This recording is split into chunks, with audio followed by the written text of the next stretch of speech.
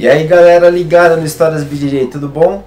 E aí meus amigos, como é que vocês estão? Senhores, não percam tempo, já se inscreve no canal, curte, compartilha aí com os amigos aí, pra vocês ficarem a par aí também de todas as nossas histórias, tá bom?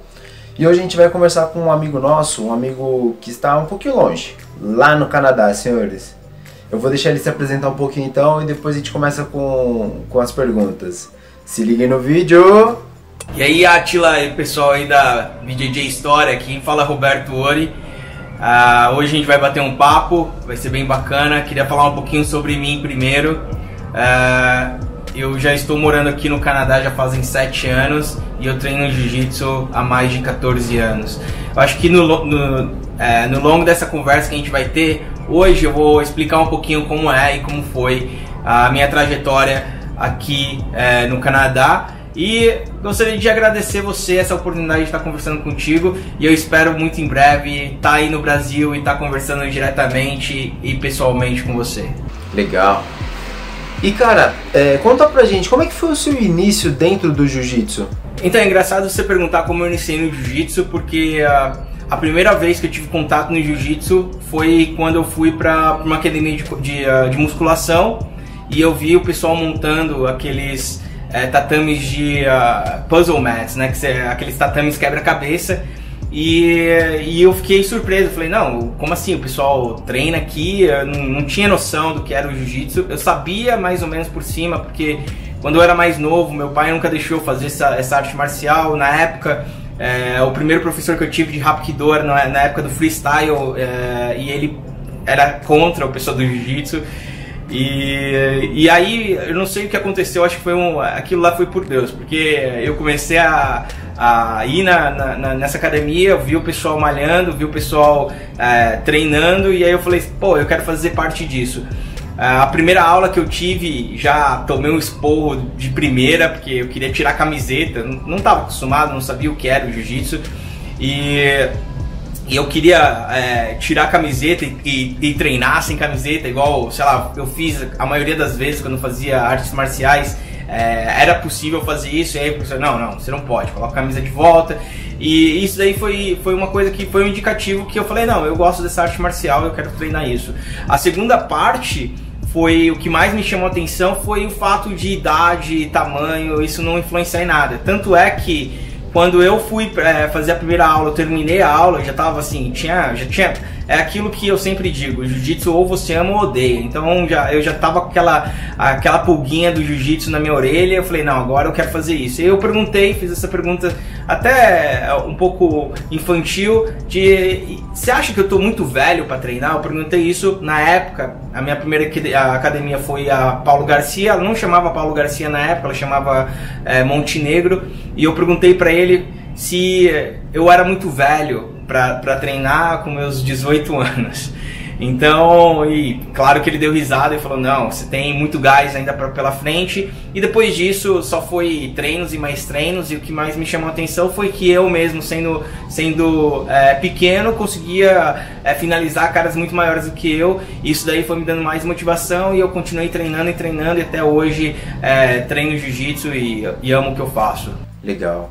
Cara, tem muita gente hoje que de repente pensa em ir embora do país e tudo mais. Para essas pessoas que pensam em sair fora do Brasil e ir para qualquer lugar, você teria alguma coisa a dizer para elas? Eu sei que para muitos de vocês, talvez a resposta que eu vou dar agora para essa pergunta não seja uma resposta que você queira escutar. Vir para o Canadá ou vir para um outro país com o intuito apenas de dar aula, eu não recomendo.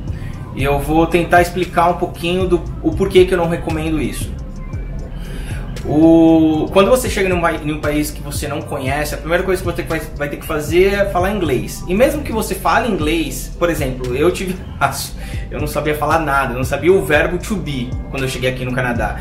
E isso foi uma barreira muito grande. Mesmo que você venha para um país estrangeiro e você acha que você vai começar a dar aula, eu acho que existe alguns passos que devem ser feitos. Então, se você pensa em vindo para o Canadá ou para um outro país apenas para dar aula de jiu-jitsu, eu acho melhor você repensar e pensar e ver se isso é realmente a escolha mais certa. No meu ponto de vista, o jiu-jitsu na minha vida foi uma segunda opção. Então eu tenho, por exemplo, graças a Deus, desde a época que eu cheguei aqui, eu nunca fiquei ilegal, mas eu trabalhei durante um período como todo imigrante trabalhou, que foi na construção, na limpeza, mas isso foi uma renda que eu tive. Se eu tivesse somente focado no jiu-jitsu, eu não sei se eu conseguiria estar ainda aqui no Canadá. Para você ter uma ideia, um aluguel aqui no Canadá custa em torno de, sei lá, $1.000 até $2.000. E para você conseguir alguém que te pague isso por mês, dando aula de jiu-jitsu, é muito difícil. Normalmente, existem dois tipos de opções de trabalho com jiu-jitsu aqui. Ou por hora, que foi o caso que eu mais gostei, ou por porcentagem. O problema da porcentagem é que você pode ter um aluno, pode ter 10 ou pode ter 30. Mas quando você faz porcentagem com alguém que não seja sua academia, muitas das vezes essa pessoa vai puxar a sardinha para ele. Então vou dar um exemplo.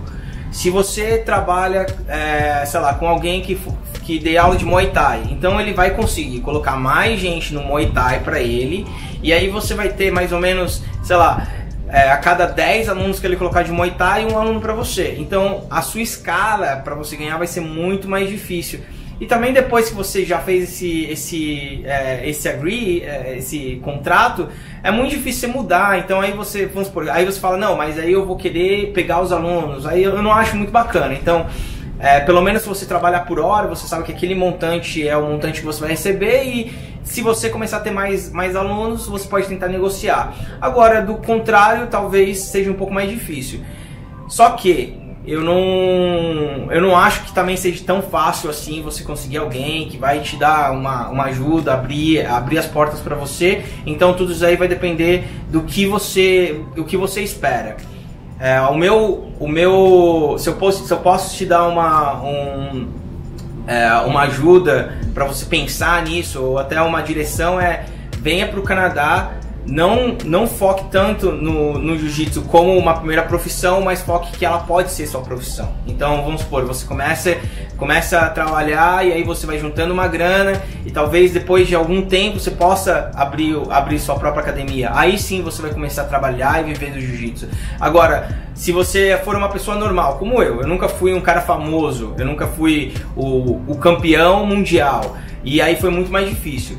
Agora, o que eu digo pra você que pra mim é muito importante foi que nesse período que eu fiquei no Canadá, muitas coisas que talvez no Brasil seja quase impossível, aqui foi possível. Eu fui para um campeonato mundial, Master em Las Vegas, cheguei a fazer algumas competições em Nova York. Então esse tipo de coisa que talvez no Brasil você não tenha, aqui no Canadá você tenha, ou aqui, sei lá, eu falo no Canadá, mas poderia ser em um outro país, que não seja o Canadá. O único problema é que tem muita gente que vem pro estrangeiro, eu digo assim, o Canadá mesmo, e aí se você ficar com seus status imigratórios que não seja válido ou legal, você não consegue sair do país. Isso daí também às vezes é difícil.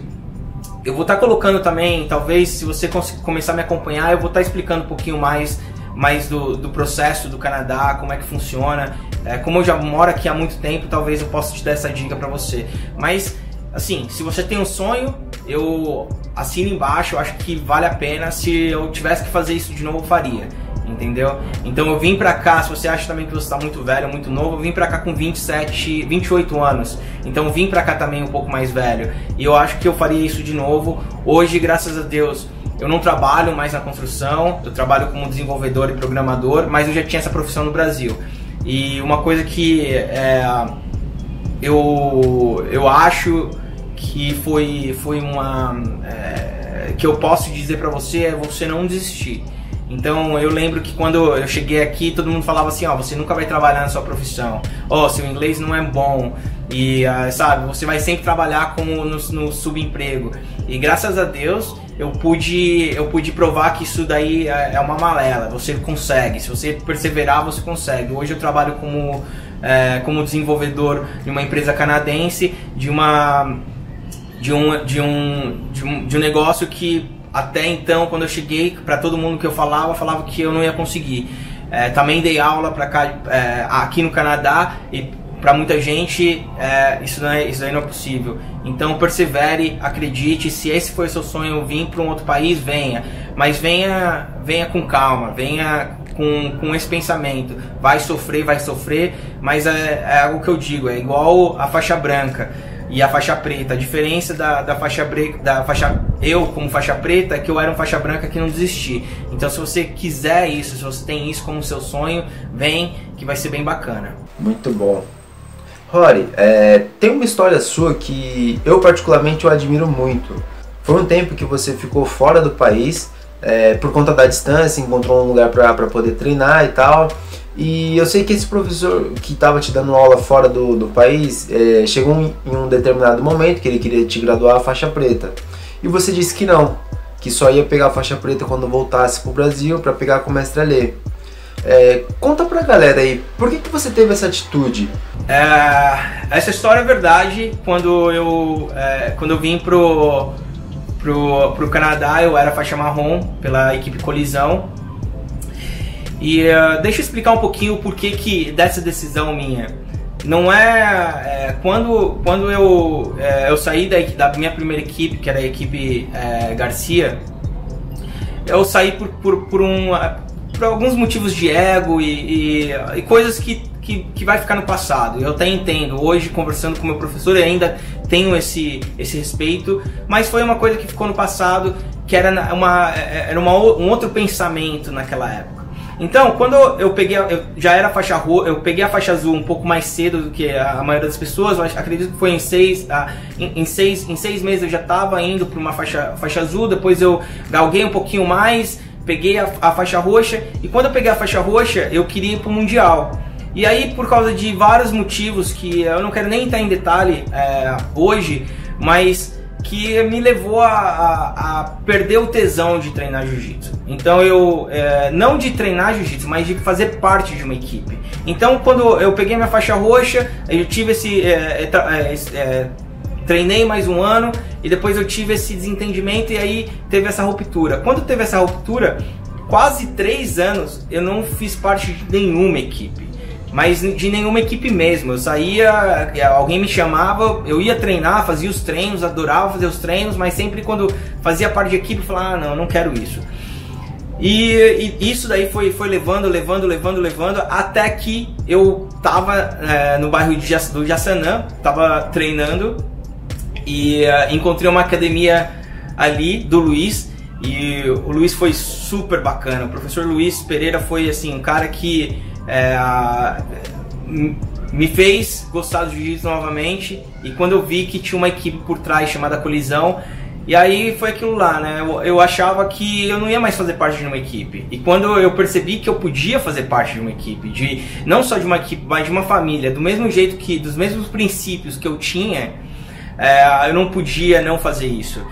E aí a gente sabe que quando você vem de uma outra equipe, a equipe fica um pé atrás. Mesmo eu já tenho 4 anos de faixa roxa, mesmo eu já fazendo parte de alguns campeonatos de jiu-jitsu em São Paulo, eu ainda fiquei mais um ano lá cozinhando, eles me avaliando, e aí eu peguei a faixa marrom. Quando eu peguei a faixa marrom, eu treinei mais ou menos um ano, e aí veio essa oportunidade de sair do Brasil. Quando eu cheguei no Canadá, eu já tinha isso na minha cabeça. Eu não queria pegar a faixa preta se não fosse com a Colisão e se não fosse com o professor Alê, porque ele é como se você imagina que você perdeu totalmente o seu tesão de treinar, assim, de fazer parte de uma equipe. Para mim, faixa, e ainda acredito da mesma maneira, faixa é só uma coisa que amarra na cintura. Eu tenho um respeito por quem consegue, mas eu não acho que a faixa vai mudar o meu caráter. Não é a faixa que vai me dar mais treino, não é a faixa que vai me dar mais poder. Eu digo isso para os meus alunos até hoje. Eu falo assim, ó, faixa preta é barata. Você vai na Amazon, você vai pagar $30 e aí você amarra se você quiser. O problema é o seguinte, e aí? E a qualidade? E aí? E você ser verdadeiro? Então o que eu acredito muito era de ser verdadeiro. E eu queria ser verdadeiro, eu queria fazer parte. E ele como ele abriu essa porta, quando eu cheguei aqui no Canadá, putz, eu não queria pegar a faixa preta aqui. a primeira equipe que eu entrei aqui chegou até conversar comigo, porque o campeonato que eu fiz foi o campeonato de Toronto, e quando eu comecei a treinar numa equipe aqui, a primeira coisa que o cara não chegou a falar isso, mas assim, deu muito a entender que se eu quisesse participar ou se ele quisesse me ajudar, eu teria que fazer parte da equipe. E cara, isso aí não era o que eu queria, porque eu queria alguém que aceitasse, sinceramente falando, e eu sei que é muito difícil, porque você tem que colocar o seu ego lá atrás. Eu tive a oportunidade então de conhecer um professor chamado Marco. Até hoje o Marco Costa é um amigo, então eu continuo chamando ele de professor, mas eu sempre falo que ele é um amigo. E foi um amigo que abriu todas as portas aqui no Canadá. Quando eu já estava treinando com ele, a primeira conversa que eu tive séria, quando eu comecei a treinar na equipe dele e na academia dele, eu falei assim, ó, eu tenho um professor no Brasil, eu gostaria que você entendesse que o meu registro como atleta vai continuar sendo Colisão, como é até hoje. Se você for procurar meu nome, você vai ver que eu tô com faixa preta 1 grau da equipe Colisão. E eu falei assim, ó, eu posso te ajudar, eu adoro estar com você, adoro treinar com seus alunos, mas eu, como Roberto, eu vou sempre continuar sendo fazendo parte da Colisão, não importa o que aconteça. Então eu sou um atleta da Colisão, mas se você quiser me ajuda, eu tô aqui. Eu vou fazer o possível para fazer qualquer coisa que melhore também sua equipe, porque ele era uma equipe pequena. A gente, na época, quando eu cheguei lá, ele não tinha muitos alunos, a equipe estava crescendo. Ele tinha alguns anos que ele começou essa associação, e é bacana até falar isso, ele não é uma equipe, ele é uma associação, então tem vários outros professores de várias outras academias que fazem parte dessa associação. Essa associação chama Body of Four, e é muito bacana, porque ele aceitou o jeito que eu queria, e depois, quando eu ganhei o primeiro campeonato de faixa marrom aqui, que foi o campeonato, que é o maior campeonato que a gente tem na região de Ontário, que é a cidade que eu moro, de Toronto, e esse campeonato chama Ontario Open, que é seria como se fosse imagina o brasileiro, porque realmente é o maior torneio que a gente tem aqui. Tem o Toronto Open, mas é que esse realmente foi o que a comunidade mais aceitou aqui. Porque eu acho que o canadense, ele tem muito disso de ser canadense, então eu vou ajudar. Então, como talvez seja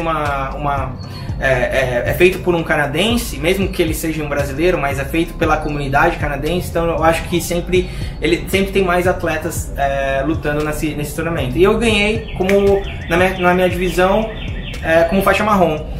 E sempre quando eu tinha essa conversa com ele, eu falava, pô, Roberto, cara, você já é faixa preta, o que você tá fazendo? Vai esperar mais? Isso já tinha passado 2 anos.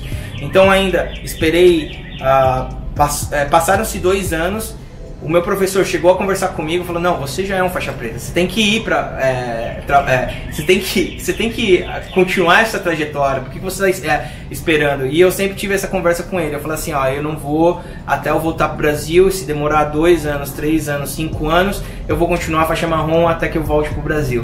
Isso daí foi uma coisa também que mostrou muito valor. Até hoje, quando eu converso com esse professor, ele fala, eu tenho muito respeito porque eu sei como você é, eu acredito do jeito que você fez. Se fosse um outro atleta, talvez, ou até uma outra pessoa que é mais vislumbrada com a faixa, ou acha que isso daí é um status, teria pego a faixa preta. E eu não queria. Eu queria realmente voltar pro Brasil, e durante esse período, infelizmente, como eu ainda estava eu estava mexendo no meu status migratório, eu não podia retornar. E isso daí não foi um empecilho, pra mim era aquilo, eu queria fazer parte, eu ia fazer isso, e se fosse necessário mais 10 anos, eu ia esperar 10 anos. E graças a Deus tudo correu bem. Eu até vou, se você quiser saber um pouquinho mais, tem também um vídeo no canal do BJJ Arts of Milenário. Eu coloquei esse vídeo quando eu peguei minha faixa preta, e pra mim foi mágico. Eu voltei, conversei com todos os meus amigos, revi todos os meus amigos, e eu ganhei a minha faixa preta, que a gente diz que o melhor presente que você tem é aquele que você não pode comprar. E graças a Deus eu sei que a minha faixa eu não pude comprar, e foi dado porque foi realmente algo que eu trabalhei para isso, que eu quis aquilo. Então se você quer, se você ainda está nessa jornada, e para mim é aquilo. O jiu-jitsu não é somente um treino. O jiu-jitsu para mim é uma jornada. E eu explico isso para meus alunos. Eu falo, we are on the journey. Então isso aí é uma jornada. A gente está em uma jornada e eu espero que eu caminhe junto contigo. Isso daí foi tudo que foi me passado por todos os meus professores. E até eu sei que pela regra a gente não chama de mestre, mas eu tenho todos os meus professores como grandes mestres, mesmo que aquele que me dá o caminho, me dá a direção. Então eu sou muito grato por todas as pessoas que me ajudaram nesse período, e foi isso que aconteceu. Eu esperei realmente 3 anos até eu conseguir minha faixa preta, mesmo que talvez eu tenha pego minha faixa preta muito antes. Muito bom. E cara, tirando essa história que particularmente para mim já foi muito marcante, você consegue lembrar de alguma que foi mais marcante para você? Eu vou contar para você uma história marcante, mas aqui engraçada. É marcante por ser engraçada. Quando eu comecei a treinar jiu-jitsu aqui no Canadá, meu inglês era terrível. Então existem 2 palavras que são muito parecidas, que uma seria skunk e a outra skunk. E elas têm quase o mesmo som, mas tem um significado completamente diferente. Eu estava dando aula naquela época, eu ajudava o professor Marcos dando aula para os graduados, né, que seriam os faixa azul up. E eu estava conversando com eles e tinha um cara que ia sempre com um kimono muito fedido, mas aquele cara que era um gambá. Então eu queria chamar ele de gambá. Falei, meu, seu kimono tá com cheiro de gambá. O correto seria eu falar your gi smells like skunk, mas eu falei que o kimono dele cheirava vadia. Vou até peço desculpa, sei, meio, mas foi isso que eu falei pra ele. Eu falei assim, your gi smells like skank. E o cara aceitou, porra. Faixa marrom na época, sabe, o cara não quis nem reclamar, ele era faixa azul. E eu falei isso, e aí depois, porra, passou, acabou o treino, eu tava conversando e eu tinha meio que esse... eu e o professor Marcos, quando tinha que falar alguma coisa com o aluno, para não ficar muito chato para ele falar, ele acaba que, sabe, eu fazia esse papel, então eu conversava com o aluno. E aí eu mandei essa e depois eu tava conversando com ele, eu falei, cara, eu falei isso. Ele falou, cara, você chamou o cara, você xingou o cara. E ficou desse jeito mesmo, sabe? Depois eu nem pedi desculpa também, o cara tinha um kimono fedido, eu queria que mais ele que se danasse, ele que tomasse banho, sei lá, trocasse o kimono. Mas isso foi muito engraçado, foi uma coisa que me chamou muita atenção. Até hoje, quando eu tenho algumas dificuldades, principalmente com as palavras que são muito próximas, por exemplo, shin and chin, que seria canela e queixo, e essas palavras que acontecem a todo momento, sempre acaba vindo e eu fazendo essa confusão. Os meus alunos já conhecem, já sabem, então eles, eu sempre peço desculpa e tento falar novamente, mas aquilo é força de hábito. Mas essa foi uma coisa que me chamou muita atenção e realmente eu dei risada pra caramba. Muito bom. E galera, vamos chegando aqui ao final de mais uma história marcante, aí, mais uma história sensacional dentro do Jiu-Jitsu. Não esqueçam de seguir o Histórias BJJ também no Instagram e no Facebook, beleza? E Rory, se você quiser mandar um recado pro pessoal, fazer algum agradecimento também, cara, fica à vontade aí. Um abraço. Então é isso, Átila, muito obrigado pela oportunidade de conversar com seus inscritos. Eu espero que você continue crescendo muito. Eu acho que seu canal tem todo esse potencial. E você que quer saber um pouquinho mais, pode entrar no meu canal, BJJ Arte Suave Milenar, ou BJJ Arte Suave Milenar. Eu também tenho uma página no Facebook e também um grupo do BJJ Arte Suave Milenar. Ou, se você preferir, também me mandar mensagem, manda pelo Instagram, que é o BJJ-Hori, H-O-R-I. Esse aí é o meu Instagram, eu vou sempre estar respondendo quando tiver tempo. Ou também, bota aí nos comentários que eu vou estar lendo, estar respondendo aos poucos vocês, e se você tiver alguma pergunta. Também queria agradecer muito a todos os professores que me ajudaram. Eu tive não só professores, mas como amigos. Então tenho, eu não queria colocar todos os nomes, porque senão vai ficar chato, que talvez eu esqueça, mas é claro que o professor Ale, que é da equipe Colisão, a professora Valéria, que também sempre foi, eu tenho a faixa preta dela, aquilo que pra mim é um presente, eu continuo usando ela. Eu também queria agradecer aqui no Canadá o professor Marcos da Body For, que foi a pessoa que abriu as portas para mim e que eu não tenho como não agradecer. E também até o professor que introduziu o jiu-jitsu para mim, que é o Paulo Garcia, que foi também uma pessoa muito importante na minha vida. Então, para todos vocês, um grande abraço, e gostaria de agradecer e dizer que eu estou muito feliz de conversar com vocês. Um abraço.